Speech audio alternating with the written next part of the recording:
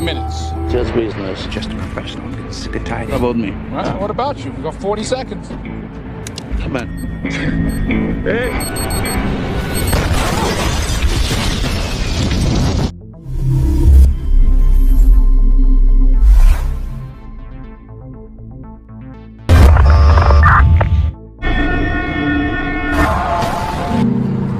Film diawali memperlihatkan sebuah aksi penculikan yang terjadi di tempat umum. Mereka lantas meminta uang tebusan kepada orang tua si korban senilai 10 juta dolar. Apabila uang tebusan tidak dipenuhi, maka putra mereka akan dihabisi. Takut kalau anak mereka akan celaka tanpa pikir panjang, si orang tua korban langsung memenuhi permintaan mereka. Namun setelah uang diserahkan, mereka tetap menghabisi korban. Instrucciones. Que Dios. Pada adegan lain, kita diperkenalkan dengan John, seorang mantan tentara yang telah lama pensiun. Saat ini John sedang mengunjungi sahabat baiknya yang menetap di Meksiko dan diketahui bernama Dorman. Sama seperti John, Dorman juga adalah mantan seorang tentara.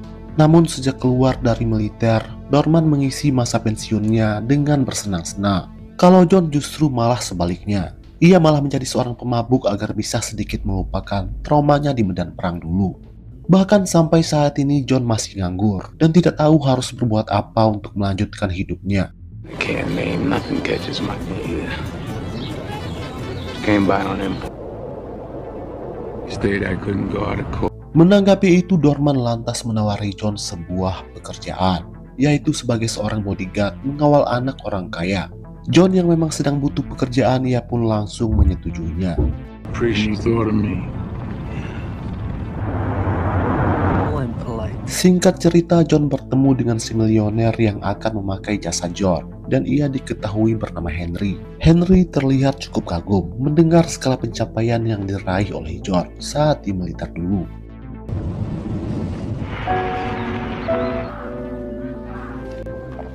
Setibanya di rumah, John langsung berkenalan dengan Sarah, yaitu istri Henry. Kemudian John berkenalan dengan Rita, anak Henry dan Sarah yang akan dikawal oleh John. Meskipun adalah orang kaya, Rita ternyata tidak sombong dan justru malah sangat ramah kepada John. Bahkan dengan senang hati, Rita membawa John berkeliling melihat kawasan rumahnya, termasuk menunjukkan sebuah kamar yang nanti akan John tempati saat bekerja di rumah ini.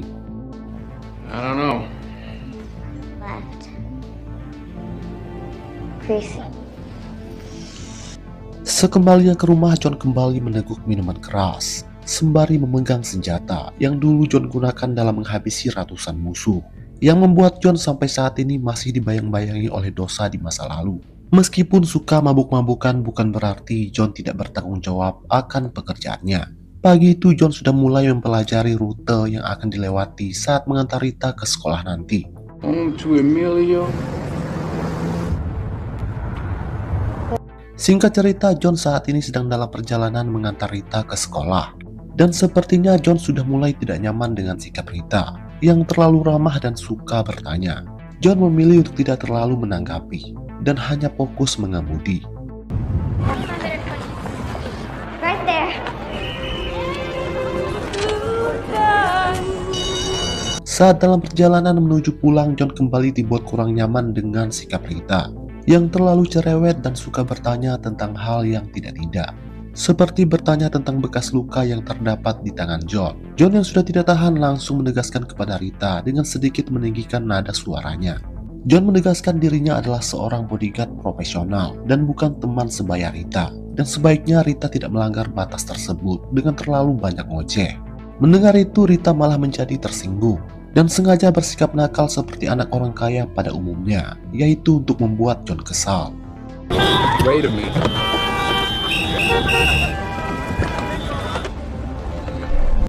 Beberapa jam setelah itu, Sarah menemui John di kamarnya. Rupanya Rita sudah menceritakan sikap John tadi. Sarah yang penasaran lantas bertanya kepada John, kenapa sikapnya begitu dingin? Padahal Rita hanya ingin mengenal sosok bodyguardnya dengan lebih jauh. Menanggapi itu, John pun mengatakan dirinya hanya berusaha bersikap profesional. Dan apabila Sarah memaksa John bersikap ramah, John akan dengan senang hati mengundurkan diri sekarang juga. Mendengar itu, tentu Sarah tidak bisa berbuat banyak. Karena memang beginilah sosok John yang sebenarnya, yang tidak suka mencampur adukan urusan pribadi dan urusan profesional. Protector, coming with you tomorrow. I hope that. Pada malam harinya seperti biasa John menghabiskan waktu luang dengan minum-minum. John kembali diserang depresi yang membuat John tidak bisa berpikir jernih. Ia malah meraih pistol dan berusaha untuk mengakhiri hidupnya sendiri. Namun saat akan beraksi, senjata yang John gunakan malah tiba-tiba tidak berfungsi. Dan untuk yang kesekian kalinya John gagal melakukan aksi bundir.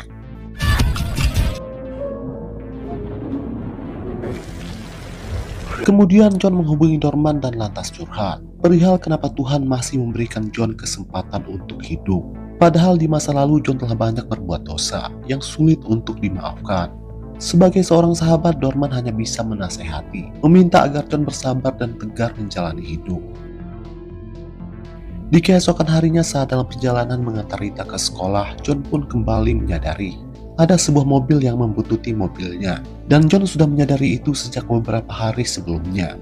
Untuk berjaga-jaga, John langsung catat nomor plat mobil tersebut. Tapi karena tidak fokus mengendara sambil menulis, mobil John hampir saja tabrakan. Sedangkan mobil yang membuntutinya kabur entah kemana.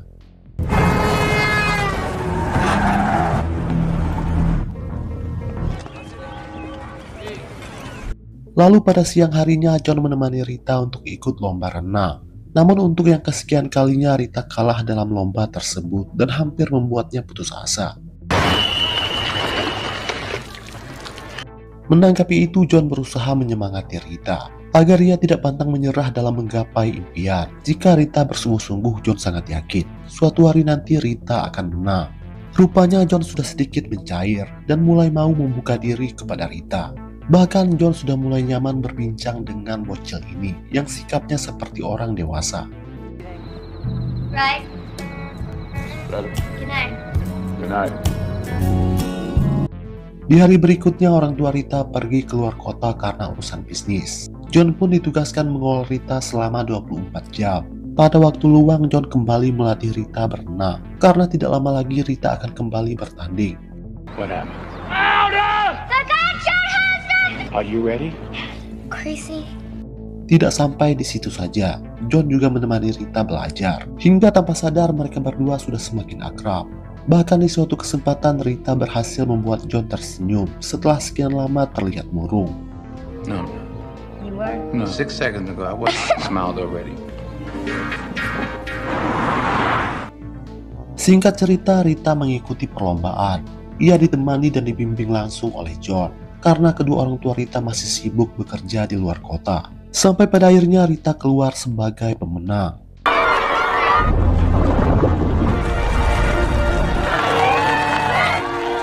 Menyaksikan ini tentu John menjadi sangat bahagia sekaligus merasa bangga. Sepertinya John sudah menganggap Rita seperti anak kandungnya sendiri. Selesai pertandingan, Rita langsung merayakan kemenangannya bersama dengan John dan juga sahabat baiknya yaitu Dorman. Melihat John sudah bisa tertawa lepas, Dorman merasa senang dan sedikit terharu. Karena sekarang John sudah bisa sedikit bersemangat dalam menjalani sisa hidupnya. Sebagai ucapan terima kasihnya, Rita lantas menghadiahkan John sebuah kalung St. Jude, yaitu simbol perlindungan. Beautiful. Di malam harinya, John yang sudah tidak lagi depresi langsung menjauhkan semua botol minumannya. John lebih memilih membaca kitab untuk menenangkan hati dan pikirannya. Di keesokan harinya, mobil John kembali dibuntuti. Tapi kali ini Rita yang menuliskan plat mobilnya agar John bisa fokus berkendara. I had it all but the last number. That's good. Listen, Okay. you apologize. Lalu di sore harinya, John mengantar Rita les piano. John sendiri memilih menunggu di luar gedung, sembari mengajak bermain anjing kesayangan Rita.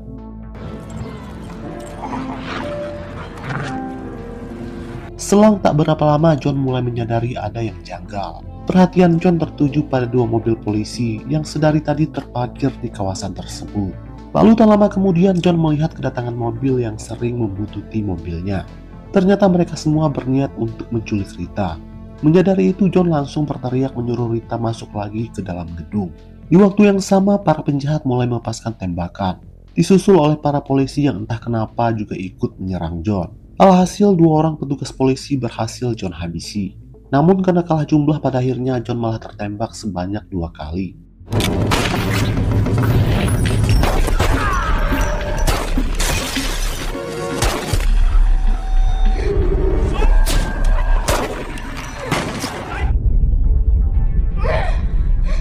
Melihat itu, Rita malah keluar dari gedung dan berusaha menolong John. Kesempatan ini lantas dimanfaatkan oleh para penjahat untuk menculik Rita.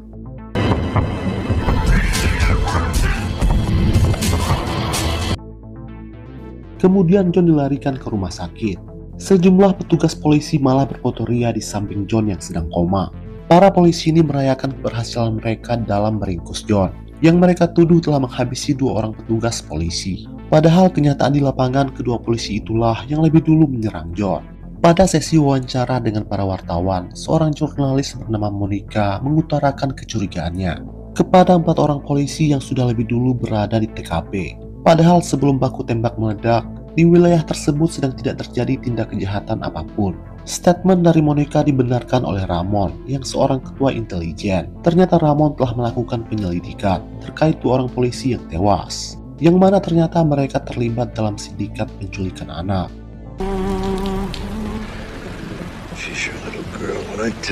Sementara itu, orang tua Rita didatangi oleh Diego, seorang agen polisi Meksiko, di mana Diego lah yang akan menangani kasus penculikan Rita. Tak lama kemudian ayah Rita yaitu Henry dihubungi oleh sindikat penculik. Seperti biasa, mereka meminta uang tebusan sebesar $10 juta.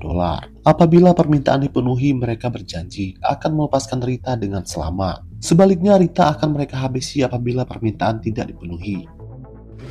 Hola. If your daughter's like 10 million, do you have process in any way?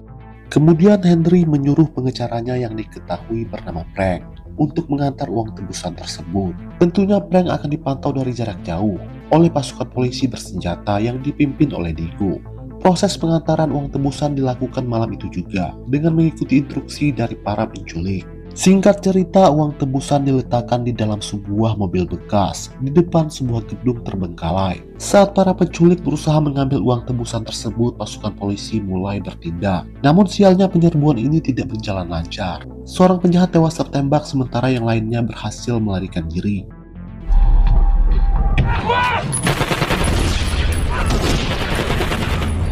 Tak lama kemudian Henry kembali dihubungi oleh si ketua penculik yang diketahui bernama Lucas. Lucas sangat marah karena yang dihabisi oleh polisi adalah keponakannya. Lucas pun langsung membatalkan negosiasi. Sarah memohon kepada Lucas agar melanjutkan negosiasi. Sarah pun berjanji dalam negosiasi kedua ini ia tidak akan melibatkan pasukan polisi. Tapi karena sudah terlanjur murka, Lucas tetap menolak melakukan negosiasi ulang karena sudah tidak ada gunanya lagi. Karena Lucas mengatakan Rita telah ia habisi.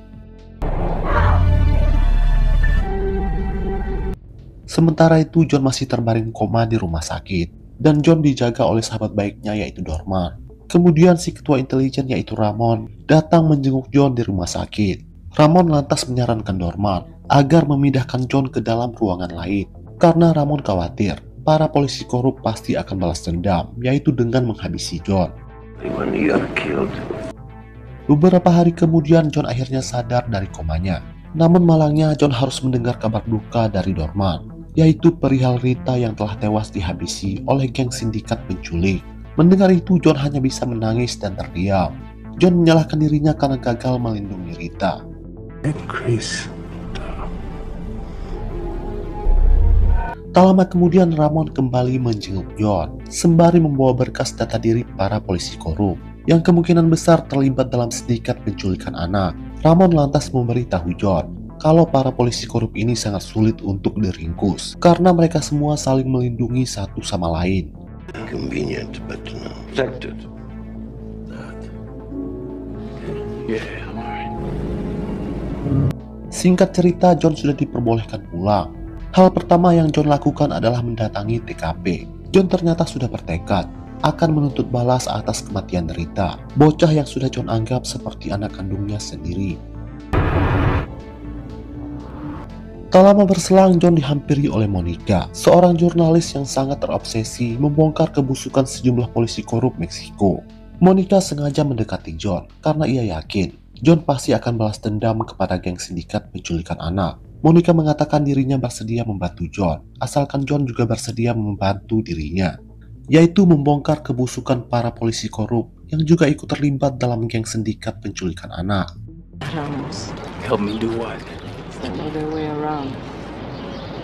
Dalam perjalanan menuju pulang, John meminta bantuan Norman mencarikan barang-barang yang akan John gunakan dalam misi balas dendamnya. Sebenarnya Norman tidak begitu setuju dengan langkah yang diambil oleh John ini.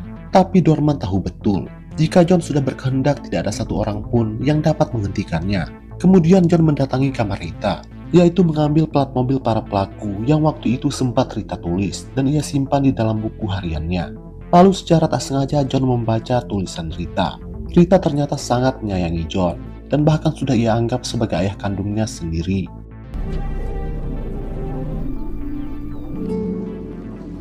Tak lama berselang, Sarah pun datang menghampiri John. Sejak anaknya tewas dihabisi, Sarah tak berhenti menangis, menyesal karena dirinya jarang menghabiskan waktu bersama sang anak. Sebelum pergi dari sana, John sempat berjanji kepada Sarah kalau John akan membantai seluruh pelaku yang bertanggung jawab atas kematian Rita. Thought about it so much. So What I do? Singkat cerita, Norman sudah berhasil mendapatkan barang-barang yang John butuhkan, yaitu perlengkapan senjata, mulai dari pistol, senapan, hingga granat.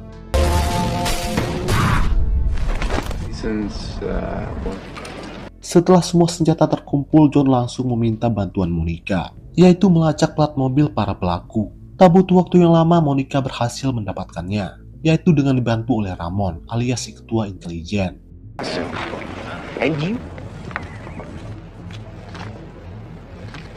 Ternyata mobil tersebut terdaftar atas nama seorang polisi korup yang diketahui bernama Gonzales. Tidak membutuhkan waktu yang lama, John berhasil menangkap Gonzales. Lalu ia bawa ke sebuah kawasan sepi.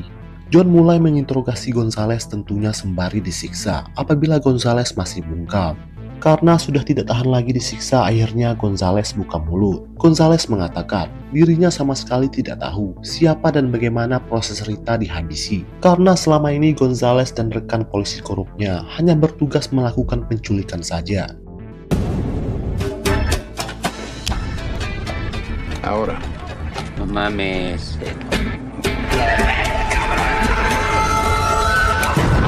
Kemudian korban diserahkan kepada dua orang bandit yang akan bertanggung jawab merawat korban, yaitu Rita, selama proses negosiasi berlangsung. Sedangkan otak dari sindikat penculikan ini alias si bos besar, Gonzales sama sekali tidak kenal, apalagi bertemu dengannya secara langsung. Karena selama ini Gonzales hanya berkomunikasi kepada si bos besar lewat panggilan telepon umum saja. Karena sudah tidak dibutuhkan lagi, John pun langsung menghabisi Gonzales dengan cara brutal. Setelah itu jasad dan mobilnya dibuang ke dalam jurang. Háblame de los guardianes. De los guardianes. Yes. Guardianes. Bench. Tak lama kemudian, Ramon dan para polisi lainnya datang untuk menganalisa TKP. Ramon menjadi sangat kaget mengetahui kalau mobil ini adalah mobil yang kemarin ia lacak. Ramon akhirnya sadar kalau John sudah memulai misi balas dendamnya dan pastinya akan terus berlanjut. Pada malam berikutnya, John kembali beraksi, yaitu menangkap dua orang bandit yang diceritakan oleh Gonzales, di mana kedua bandit ini bertugas merawat Rita selama proses negosiasi berlangsung.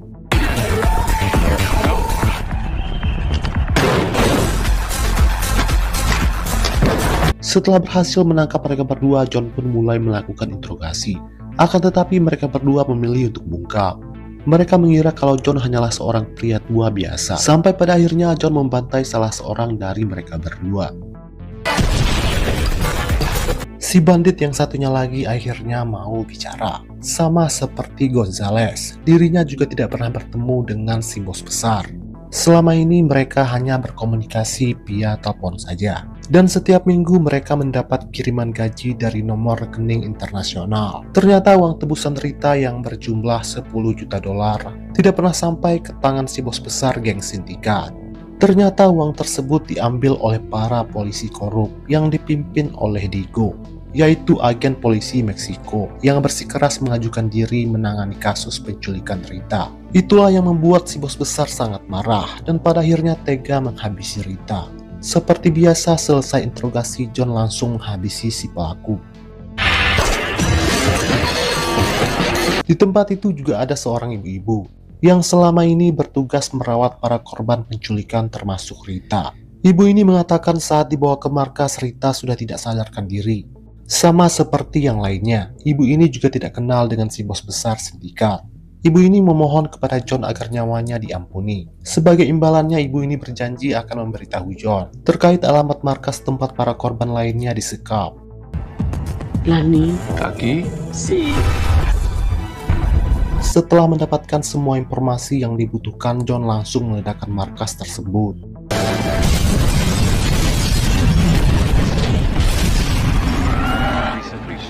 Setelah itu, John menghubungi Monica dan mengajaknya bertemu di suatu tempat. Ternyata salah seorang korban penculikan telah berhasil John selamatkan berkat bantuan si ibu tadi. John lantas meminta bantuan Monica memulangkan si korban kepada orang tuanya. John juga meminta bantuan Monica melacak pemilik rekening internasional yang digunakan membayar gaji kedua bandit tadi. Sementara itu, John akan mengincar Diego, yaitu si agen polisi korup Meksiko yang telah disinyalir menggelapkan uang tebusan Rita sejumlah 10 juta dolar, sehingga membuat bos sindikat marah dan pada akhirnya tega menghabisi Rita. Mendengar itu, Monica lantas memberitahu John terkait Diego yang pernah ditangkap atas kasus korupsi. Namun tak lama kemudian Diego malah dilepaskan begitu saja. Bahkan orang yang melaporkannya ke polisi malah Diego habisi dengan cara brutal. Monica lantas memberitahu John untuk bisa menangkap Diego bukanlah suatu hal yang mudah, karena Diego menetap di kawasan perumahan kejaksaan yang dijaga dengan super ketat oleh puluhan polisi bersenjata lengkap. Sementara itu, Dorman dipanggil oleh Ramon, yaitu si ketua intelijen. Ramon berharap sebagai seorang sahabat, Dorman bisa menasehati John agar menghentikan aksi brutalnya, karena tindakan John ini sudah kelewat batas dengan main hakim sendiri. Mendengar itu, Dorman lantas menegaskan kepada Ramon jika John sudah berkehendak tidak ada siapapun yang dapat menghentikannya.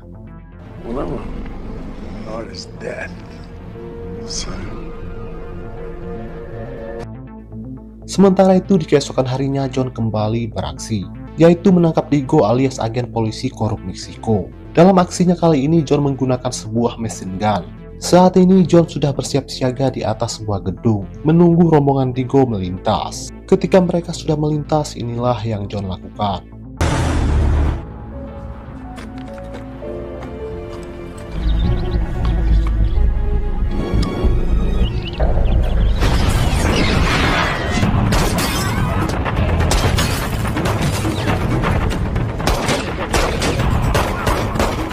Seluruh pasukan polisi berhasil John bantai. Kemudian John menculik Diego alias si agen polisi Meksiko. Saat itu juga John mengikat Diego di atas mobil di sebuah kawasan sepi.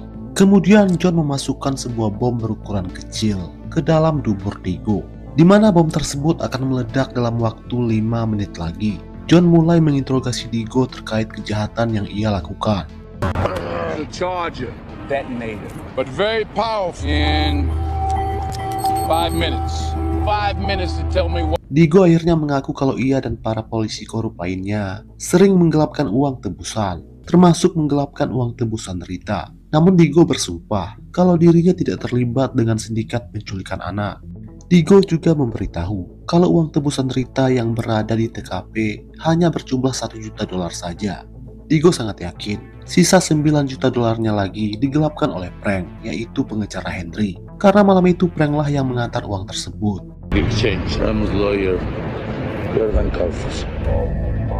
Setelah mengantongi info dari Diego, John pun langsung menghabisinya. Just a professional. It's good timing.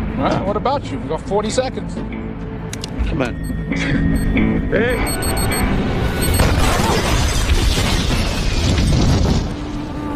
Setelah itu John mendatangi pengacara Henry, yaitu Frank. Namun setibanya di sana, John mendapati Frank sudah tewas dihabisi. Di dalam laptop milik Frank, John melihat bukti transferan uang yang bernilai 6 juta dolar yang dikirim ke rekening pribadi Henry, yaitu ayah Rita.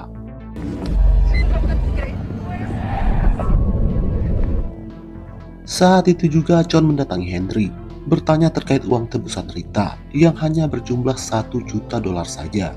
Karena terus didesak, akhirnya Henry pun mengaku kalau dirinya dan si pengecara bersekongkol dengan sindikat geng penculikan anak, yaitu mengatur penculikan Rita demi mendapatkan uang asuransi perusahaan.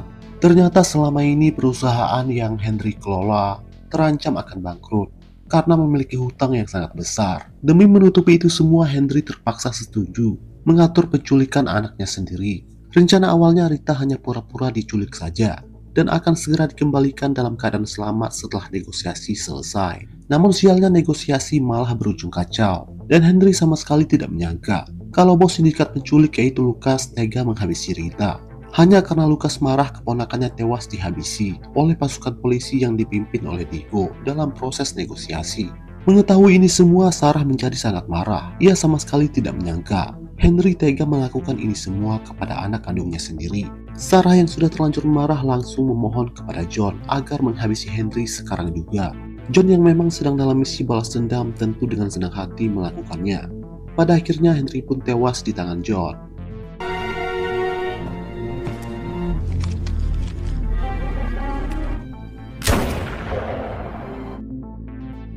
Pada saat yang bersamaan, Monica dan Ramon telah berhasil melacak pemilik nomor rekening internasional yang selama ini digunakan untuk membayar para bandit yang bertugas melakukan penculikan, yang mana ternyata nomor rekening tersebut adalah milik istri Lucas alias bos geng sindikat penculik. Di waktu yang sama, mereka juga sudah berhasil melacak data diri terkait Lucas. Sekarang foto Lucas sudah terpampang dengan jelas di seluruh media massa sebagai buronan paling diincar. Tanpa membuang waktu lagi, John langsung mendatangi istri Lucas yang diketahui bernama Maria. Tanpa John sadari, dirinya juga sudah dipantau oleh sejumlah intel Meksiko. Setibanya di tempat tujuan, John sempat beradu tembakan dengan adik Lucas. Namun pada akhirnya John berhasil melumpuhkannya.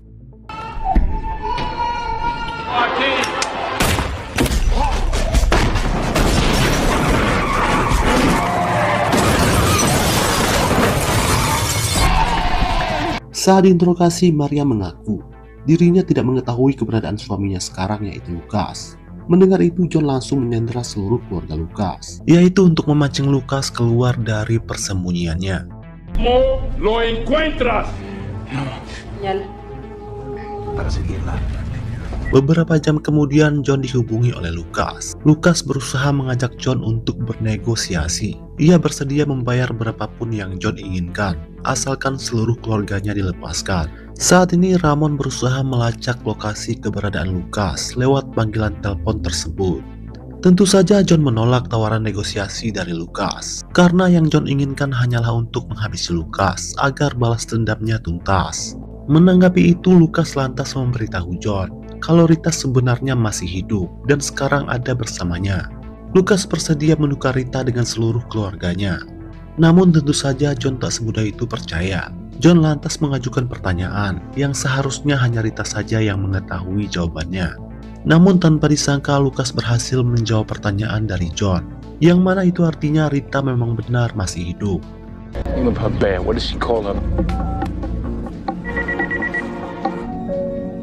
I will leave you her life. Akhirnya John pun setuju melakukan pertukaran sandera, yaitu di sebuah tempat yang sudah disepakati oleh kedua belah pihak. Saat dalam perjalanan menuju ke sana, John sempat menghubungi Sarah, memberitahu kalau Rita masih hidup. John lantas menyuruh Sarah menyusul ke lokasi pertukaran.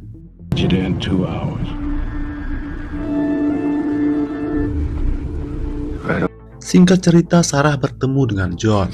John meminta Sarah untuk menjaga Sandra, sedangkan John sendiri akan menemui Lucas untuk menjemput Rita.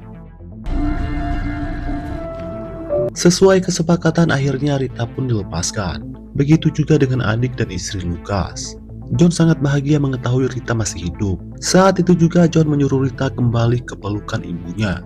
Alright, okay, you go. Then for you. You love me, don't you?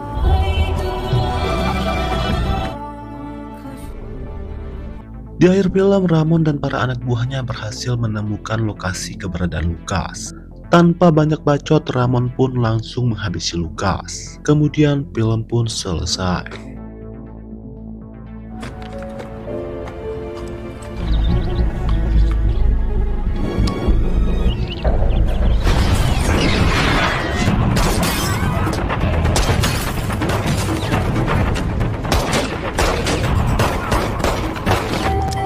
Minutes. Just business. Just a professional. Sit tight. How about me?